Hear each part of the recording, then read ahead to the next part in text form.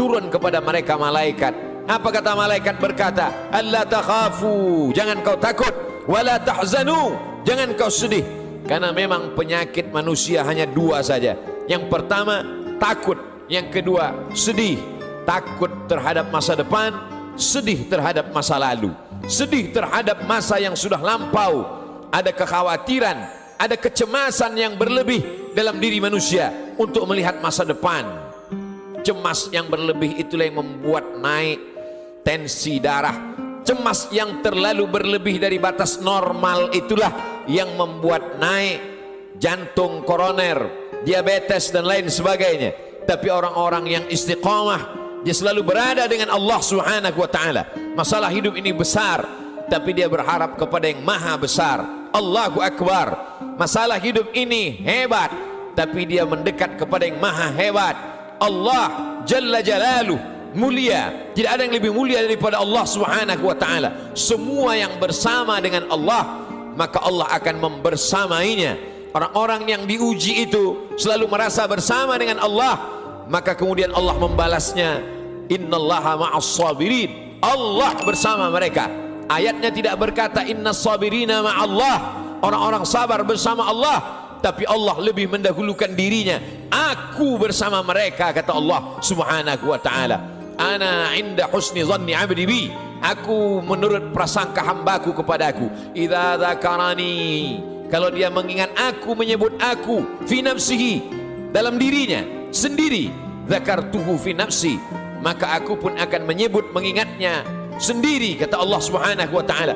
Wa idza dzakarani fi mala'in, kalau dia mengingat aku, menyebut aku bersama orang-orang yang ramai, bersama makhlukku, kata Allah, dzakartuhu fi mala'in, aku juga akan balas, aku akan sebut namanya, aku akan muliakan dia, fi mala'in khairum min mala'ihim, di satu kelompok jamaah, di satu kelompok orang makhluk yang lebih mulia daripada mereka. Saat itu makhluk ini dimuliakan Allah Subhanahu wa ta'ala. Majtama'a qaumun fi baitin min buyutillah, sekelompok orang berkumpul di rumah Allah, yatsluna kitab Allah, yang dia baca adalah firman ayat-ayat Allah, wa yatadarasunahu fima bainahum, dia kaji isinya dalam kajian tafsir, dalam kajian fikih, dalam kajian hadis, dalam kajian akhlak, dalam kajian usul fiqh. Nazalat alaihimus sakinah, turun ketenangan ke dalam hati mereka.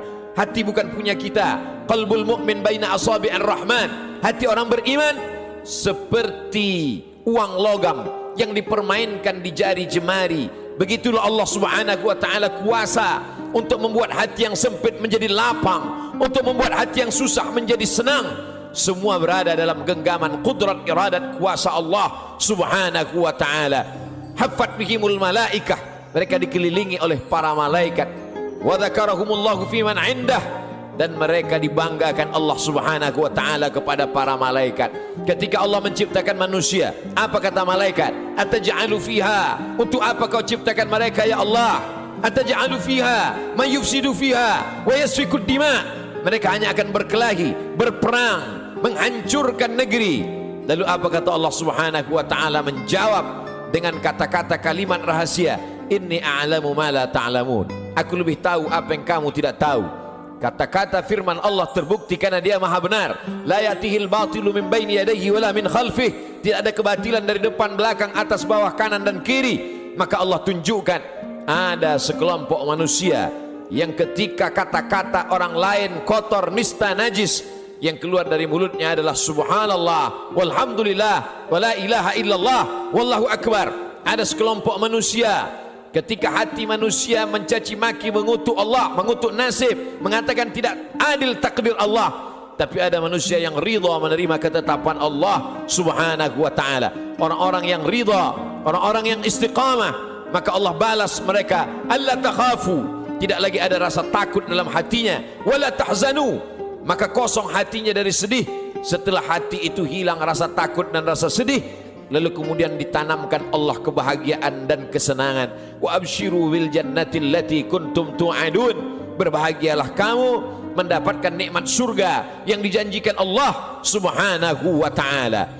Ketika datang seorang sahabat bertanya kepada Rasulullah, ausini, berikan aku wasiat pesan yang singkat Setelah aku dapatkan, aku tidak perlu lagi bertanya kepada siapapun di dunia ini ya Rasulullah. Lalu Rasul memberikan pesan yang singkat. Qul, katakan, amantu billah, aku beriman kepada Allah, aku percaya kepada Allah, aku yakin kepada Allah. Summa istaqim, setelah itu istiqamahlah. Faqsusil qasasa, ceritakan kisah-kisah itu ya Muhammad. Faqsusil qasasa, ceritakan kisah-kisah itu wahai pewaris Muhammad sallallahu alaihi wasallam, la'allakum yatafakkarun. Mudah-mudahan mendengar kisah itu mereka akan berfikir. Mudah-mudahan dengan membaca, mendengar kisah itu mereka akan merenung. Afala yatadabbaruna al-Qur'an, kenapa mereka tidak merenungkan isi makna Al-Quran? Am ala qulubin aqfaluha, atau hati itu sudah mulai terkunci di kunci Allah subhanahu wa ta'ala.